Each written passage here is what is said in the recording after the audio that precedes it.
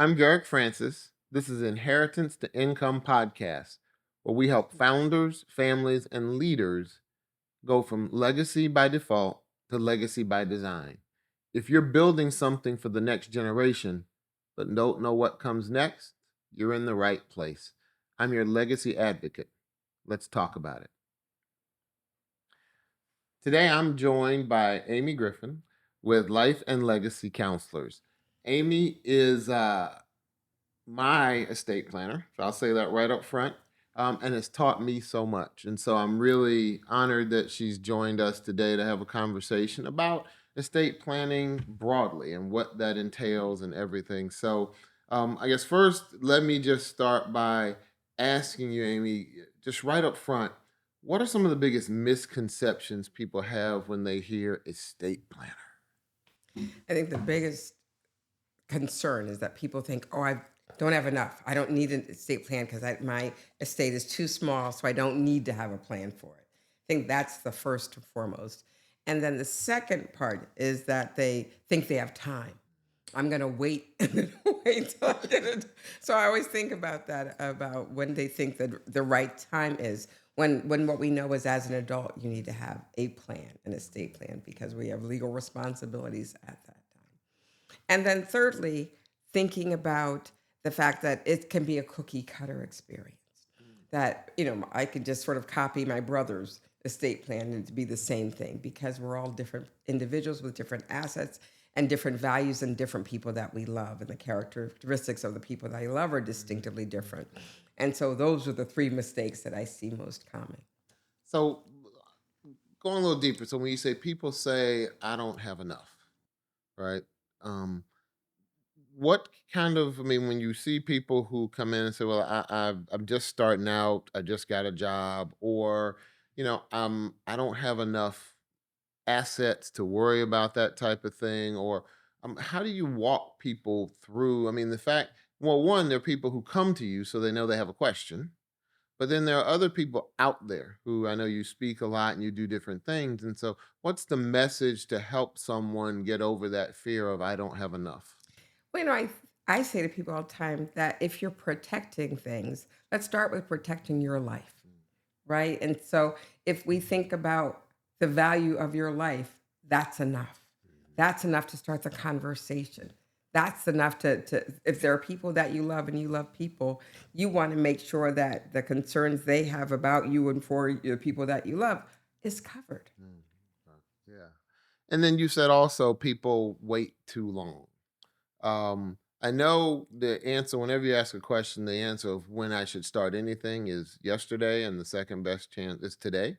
But when, at what stage in life do you start seeing people or who went, if it were up to you, you rub the crystal ball, when would people start this estate planning process?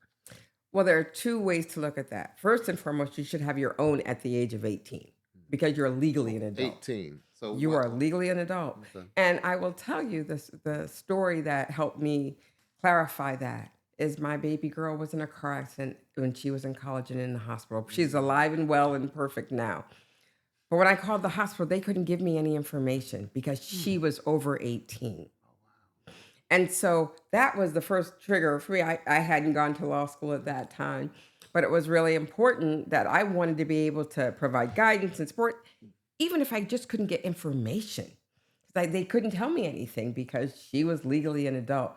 So that's one of the things. But I will say to you, a lot of the people with whom I work, we don't start talking about estate planning when they're an adult. We start talking Mm, about it when they're part of their family's strategic planning, yeah. right? Because we don't want to start talking about financial literacy when you're an adult. Altitude determines your latitude determines your altitude. If you have your runway and you don't want to start building your legacy when you're 95 years old or even 65 years old. But if we start planning for it with our financial literacy when we're 16, 15, 12, then we can build the habits because we're trying to make sure that Mm, we are able to create something that is able to lift up all the successive generations that we have. right.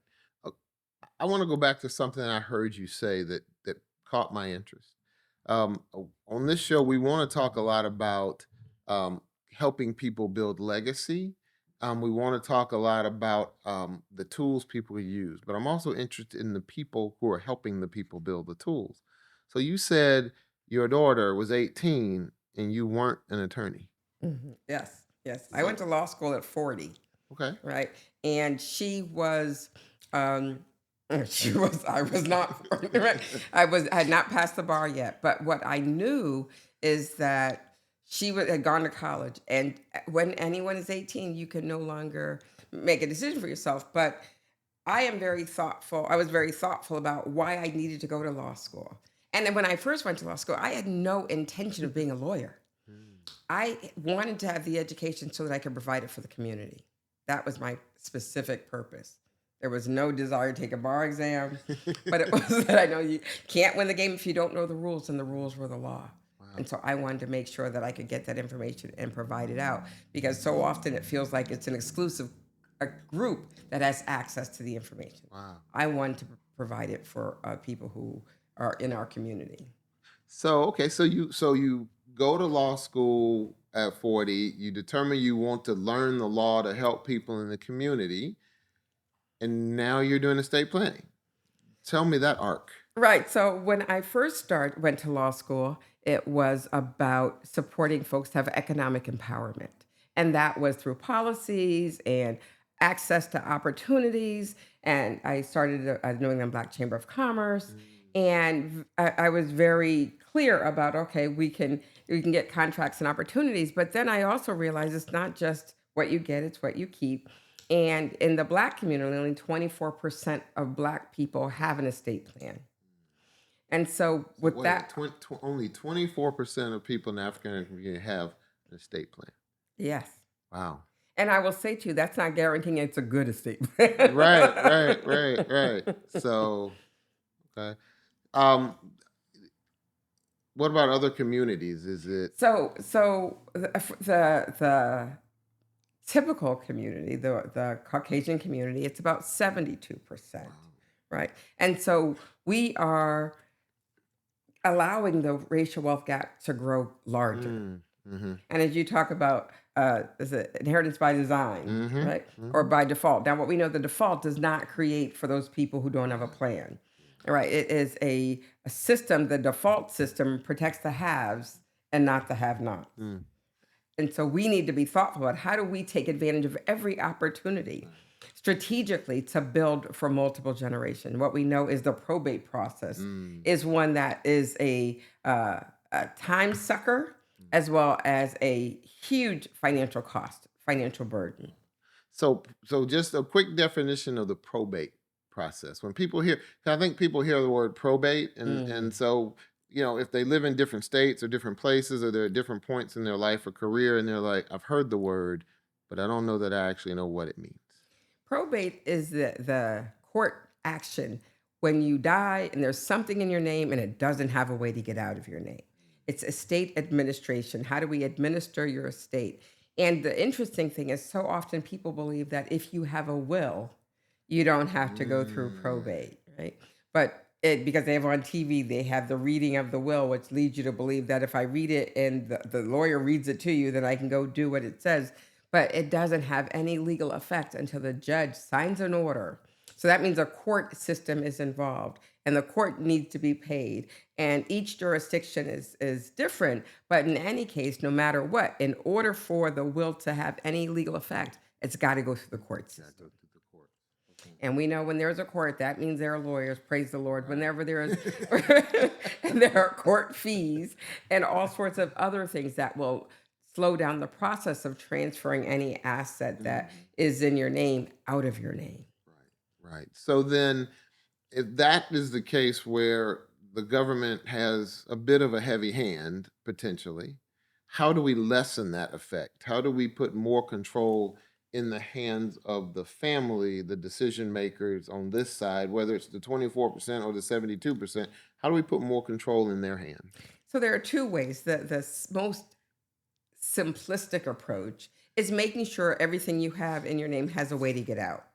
Right. So be that with your bank accounts, having payable on death designations, having transfer on death deeds for real property, Those kinds of things are this is the simplistic approach. Mm, However, I that's again one of those defaults because you don't know if the people that you're leaving it to have good financial savvy right. and can have good financial management, or even if they're going to be able to receive it. I encourage people to have a greater strategy, a legacy that goes beyond just what I call the orderly distribution of Mm, assets. That's what a probate process is. We're going to make sure it goes specifically to who you want it to. But if I have a child who is even a minor, that they can't get it until they're 18, but I don't know unless you guys are different. At 18, I wasn't the brightest bulb in the box, right? And so giving a child $500,000 or $1 million check at 18 isn't a wise decision. So you would want to create the structures and the support so that you can have distribution plans. So I want to encourage people to be thoughtful about what is the strategy that I distribute the assets, as well as let's create a strategy so that each generation there's more money, okay, right? And so we right, can build it so that it's not a matter of I just want to make sure it goes to the next person, right. but I wanted to give each person the resources necessary to elevate them to the next level. Right, right. So I know you said a lot of stuff there. I love and unpack it. Is you said the word legacy. So we Mhm. went from estate to legacy. So I want to talk a little bit about legacy. And then you also said generational. So I know we hear a lot about generational wealth, and we hear a lot about the legacy piece of it. So just beyond even just the estate, because I like to say that inheritance has to come with instructions. So how do we start to give people the instructions around the inheritance? How does it transfer values? Well, I think that we don't wait till we die, number one. Right, we live this, which is why we named our firm Life and Legacy Counselor. So it's about the life that we're living, that we're creating that structure all around. So the values of how we live is passed on and encouraged and incentivized and protected, Mm, right? So that we create the standard, something simplistic as we want you to own and not rent, right? So we want folks to be able to have the resources necessary to create all of the tools that they need. So, but we're not just saying we're going to have you punt, right? But we're going to give them the direct structure for multi-generational wealth. And we've learned a lot of mm, things that we don't necessarily didn't learn in the easy way, yeah. but we can provide the resources and the tools and the guidance that says, okay, I'm going to ask that you get distributions based on the income of the Mm, assets, as opposed to I'm going to all of the money that that so, I've leaved you, I'm going to give you to have right day one, right. but it's going to be invested so that it grows and a percentage of that is distributed so that there's more that is returned back to the principal and continue to grow. I see. I see. So, and when we start talking about generations, we then have to talk about families because families change over time. And so they grow and they separate and they go different ways and they're different family dynamics. So, how do you plan for? I mean, you look at successful families, you look at families that have had a long arc of history, Mhm. and people talk about four and five and six generations back. Um, how do you how do you counsel people or talk to people about understanding generational family dynamics? Well, I think that part of the instructions are it's while it's personal, but we can separate the governance from that, right? And so it's while I have three kids, I and my kids three have three kids each. Nine people aren't making decisions. That we create a governing body with that it requires that there is integrity, that requires that there is accountability, so that we create the rules that what we're going to use as our family governance, what the values are going to be. You don't have to even like your cousins, right? But it is that we're going to have the resources necessary so that everybody can succeed. Right. Right. If this topic is hitting home with you, please ask you to hit the like button and subscribe and share it with your friends and family so that you can have some of these unaccustomed conversations that Aimee and I are talking about. I hope you're enjoying this episode of Inheritance to Income. Inheritance to Income is brought to you by Reese Francis Studios. Whether you're preserving something for the future or creating something for today, photography, videography, and editing. Check out the link in the show notes below or check reesefrancisstudios.com. Um, let me ask you this question. So we're talking about these family dynamics, and we're talking about how families change. And oftentimes, what I have seen is I've seen one person can be the center.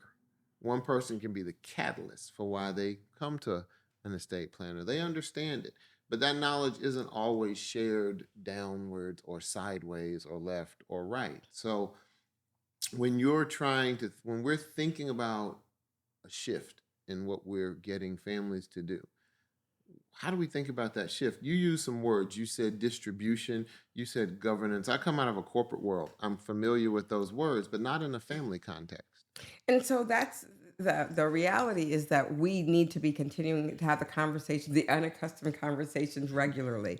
Right? It should not be that it's a one and done. And so one of the things that we encourage folks in many cases, we have like councils that manage this as family Family councils. council. And then they have quarterly meetings and quarterly conversations. And what we are able to do in some situations is when grandchildren come on, that they're part of the family council. They don't get to have a vote, Right. but they have a conversation. And so it's not an unaccustomed conversation. Right. Right. And we don't have to be, again, best friends, but we can have the accountability systems in place so that we're making sure that we're making financial decisions that we're all going to benefit from. Because let's say we have $5 million. And so that we know that the distributions, that means what we're going to give from that $5 million is based on the interest income or whatever the profits that the trust makes. And so, but we're not going to give it all away. We're going to give a percentage of it away, which makes everybody committed to wanting to have the greatest profit margin, right? And then, but then it is looking at when we're having those conversations, it engages everybody to be financially thoughtful and financially literate because we're having the conversations. We have many of the circumstances where we have our younger generations employed to do the investigation, to do the research, so that they can learn about one, how do we give charitably, all of those things. We can do all of that so that we reinforce the values that we want to have for the generations. Wow, that's great.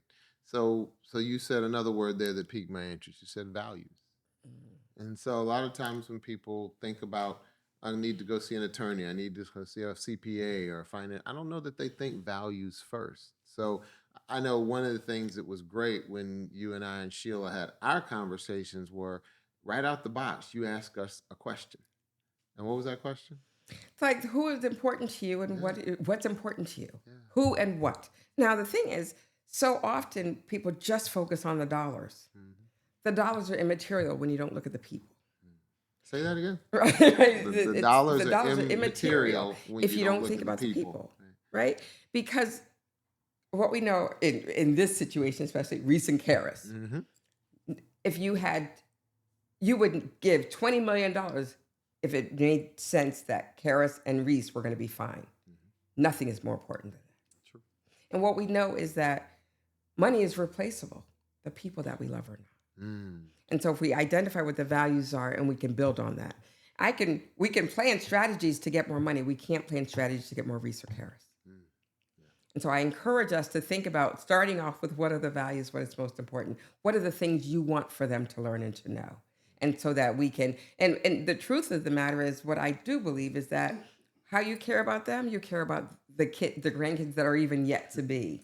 And we want to make sure that we can establish that for them as well. Yeah, no, I definitely understand that we want to lay up for our children's children, but then I also ask people often, if 3 generations hence, your great great great grandchildren were asked about you, what would they say, and where would it come from?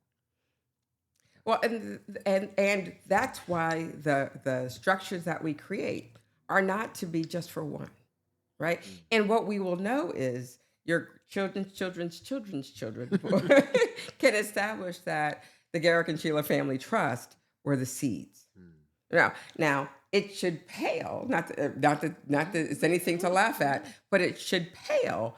What you have created should pale in what you will have at that Yeah, point, yeah. because of building the structure that will continually grow. Right. And that whether whatever it is that they've wanted to create for their vision should not be thwarted by, oh no, we don't have the resources to go to school Right. or to be able to build the business that they want, because they'll have the tools that are necessary to have that.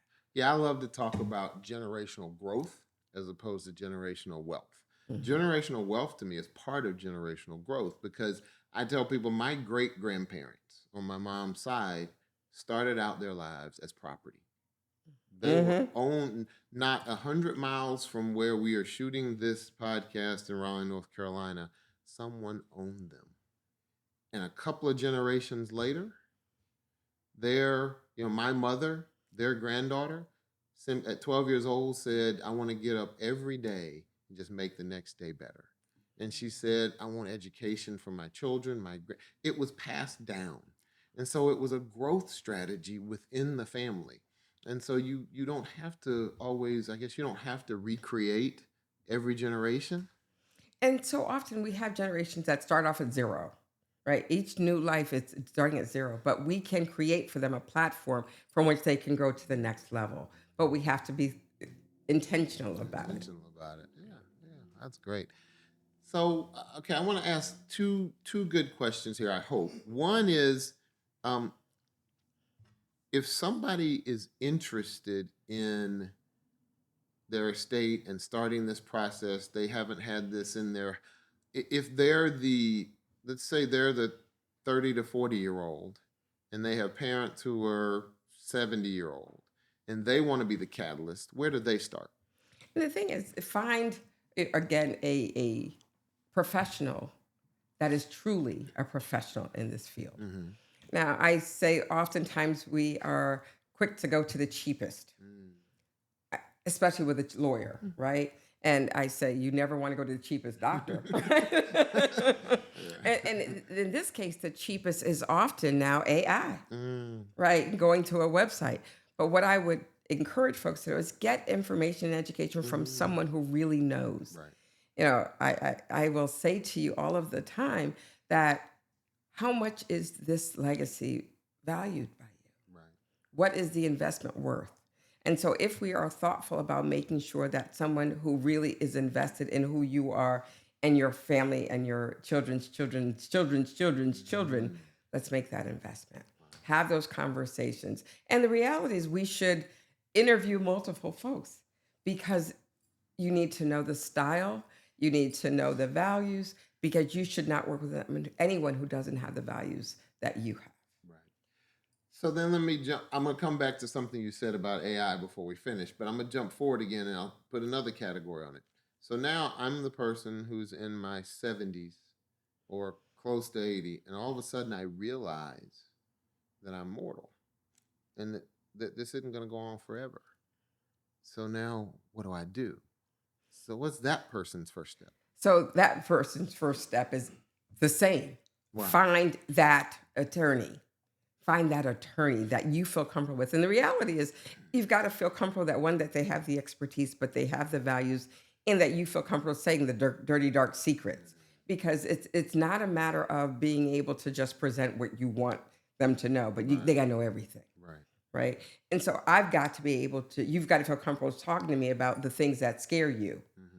and as well as the things that make you the most proud. All of those things, because if you hesitate, then we're not going to be able to really build the plan that you would really want to see. So then, thirdly, in the unfortunate circumstance where someone has passed away and the person to whom responsibility falls, not necessarily assigned, but to whom it falls, finds themselves in a position of, I have no clue what to do. Unfortunately, people are in that situation. You mentioned 24% in the African American community have estate plans. That means a whole lot don't. So when it happens, what do they do? So I'm going to talk about that from two perspectives, because I've been getting a lot of calls lately about people who aren't doing anything, Mm, right? But find a lawyer that you are comfortable with, right? That has experience. mm. Don't just go Okay, with that has anybody, experience. right? Okay. And that what we know is like when we go to a general practitioner and anything, they have a broad range. but go to someone specifically with estate administration because Mm, there's the nuances of probate and estate administration that is mind-boggling in many ways, shapes, or yeah. form. Because depending on the county, the jurisdiction, you need to make sure that someone you talk to knows it. It's The not a matter of just application. reading the book and Right. following the lines. That does not work. Number one. Number two, be, try to get as much information as possible because, as we were saying, when someone doesn't have an estate plan, it's a scavenger hunt. You have no idea what A assets are out scavenger there. hunt. I've known heard that. I like that. It's a scav. Well, I don't like it, but I understand it. But it's right. It's a It makes scavenger hunt you're when you going. can't. It used to be back in the day we could sit Yeah, around someone's house and just wait for yeah, bank statements to come. That doesn't happen yeah. anymore. Books, papers, accounts may come in through the computer. You need a That's right. password. That's right. Yeah. And you don't know what you're looking for, Right. right? And so and you can't get in because Mm. you don't It's have the locked. legal Right. authority. So that's a whole challenge. And so we encourage people, one, get your estate plan done, right? And then create the safety nets so that you have an attorney, you have identify the personal representative or the executor that you want. But I'm a Right. professional pessimist. That person may not be there when you need them to be. So you need to have that backup and the backup sometimes Right. to that as well. And then the other side of that is many times I've had people call me and say, my loved one died, and I know that I was a descendant or an heir or should have received, Mm. and the person isn't doing anything. Okay. And I will say to them, do not wait. Make your concerns known because as soon as that happens, you need to make a stand. Ready to Because stand in. what happens is so often the executive just spends all the money or all the Mhm. assets liquid. And if it's once that you can't unring that bell, Right. right? And so you need to make sure and step up to guard your rights. Don't pause. Take the steps, find an estate administration attorney and to get representation to stand for what you need to get. No, that's great advice. So I am going to jump back to something you said earlier. You said it could be AI. So I think it's hard not to ask in this day and age, what role should AI play in someone's planning or estate planning? Does it have a role? What is its role? Well, I will say to you that AI is still very new.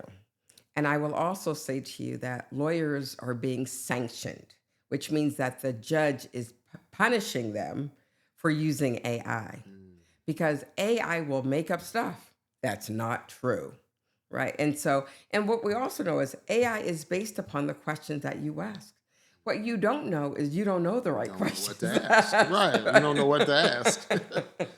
And so I encourage folks to not default to AI. You can ask them personal stuff like, okay, write the obituary for me, Mhm. but you don't necessarily know they're going to grab all that correct information.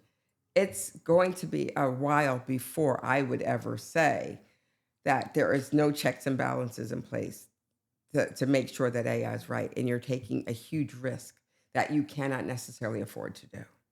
There's one other question I want to try and ask. Talked about AI a little bit. You and I've also talked a little bit about digital assets and Mhm. how that is a new ish category in the estate world, in the ownership world. Mhm. So, how should people think about estate digital assets? There is so much that we take for granted now. Like even something as simple as your Facebook account or your hotel rewards. But I also want to talk about your crypto. All of those things are your digital. The phone, the pictures on your phone, your domain names. There's so much that needs to be planned for that we can't take for granted. And that's when I always think about making sure that we have a conversation that is as expansive as you need it to be. That if I have a business or with intellectual property, Hmm. what does that look like? If I have uh, um, a business that owns the intellectual property that I put on YouTube, Okay. what does that look like? Right. Who do I want to be able to claim it? We have to make sure that we have those plans factored in as well. Wow. Okay. Yeah. It seems like again, I just want to make sure people kind of grasp it. It seems like it can be overwhelming. It is overwhelming if you don't know what you're doing. And there are a lot of times that people stop because they get overwhelmed. And that's why it's beneficial to walk it through with a professional who does this on a regular basis, right? That it's not a matter of I'm going to do this, I'm going to learn how to do this, but walking with a professional who has the guidelines and the support and can help you walk through, because oftentimes when there's something that's hard, we're going to stop Right. because we get overwhelmed. So how if they were if someone's looking, let me ask, if someone's looking for an estate attorney, right? How do they know? How do they at what are the questions they should ask you to qualify you to know they're getting someone who's as good as you are for us? Okay, so part of that is looking at, we start off by looking at their website, right? If they are a solo practitioner and they have 5 different areas of service, that may not be the one. If they are a solo practitioner and they only do this one thing, have the conversation and look how long they've been doing it, Mhm. and have the conversation with them about you and get a sense of asking them, ask the questions they ask you. Do they want to know about who you are, what you are, and what your values are? So often we have people who write generic estate plans that it doesn't matter who you are, can you fill the blank? Mhm. That's not who you want, right? If there is the specificity, if they're planning for the multiple generations, then it makes the difference. That's great. So before I wrap up and ask you to tell people how they can find you, I want them to understand a little bit more about you. So, um, what is your legacy? I have a few. So I have 2 amazing grandchildren that I am seeding for them to be able to not have to be concerned about education going forward or land. I have a law firm that is almost all Black women. The exception is my husband, right? And what we know is in the Black community, and the Black women are the least employed in the legal system, and that are so often leave the field of law because of inequitable treatment. But what I really am proud about is the education that we're giving to the community at large. We spend a significant amount of time and we value who we are based on who we can educate. Because even if they don't work with us, they're going to be better because they heard from us, and that they can engage other people, other attorneys to do and be better because of the information that we've provided for them. We know that we're trying to be like that high tide that rises all Mm, boats. that's inspiring, and I'm glad to hear it. So tell people where they can find you. So our website is www.life and spelled out and legacy.law. That's great. And you said you have a firm. How many you said were in there? So there's 16 of us, Wow. and we serve DC, Maryland, Virginia, Florida, New Jersey, Pennsylvania. Did I say Georgia and New York and Massachusetts? Wow. I think I may have got them all, but That's pretty good reach. That's pretty good reach well, there. and again, our goal is to make sure that we educate and support people to have the legacy, right? To, the creation, protection, transfer of wealth. That's great. That's what we want people to know. Well, thank you so much. I know you and I could talk for hours and hours about this topic and how we really are focused on helping people design their legacy, not just their life, and how default is not a position we want people to be in. I mean, I really do believe inheritance has to have instructions and that we have to identify the gaps. Right? We spend so much on corporate succession planning and nothing on family succession planning. And the root word of that is success. And if we don't Mhm. want our families to fail, we have to plan. And so, again, I want to just thank you for sitting down with us on inheritance to income. I know that things are ever changing, so Mhm. we'll probably hit you up again sometime to come back and join us. And so, again, if you've heard something, like, subscribe. We look forward to additional conversations on this most important topic. Um, Design your legacy, not just your life. Don't let default take over when you have an opportunity to create generational impact. So, again, join us on Inheritance to Income. Thank you for the time you have granted me. God bless.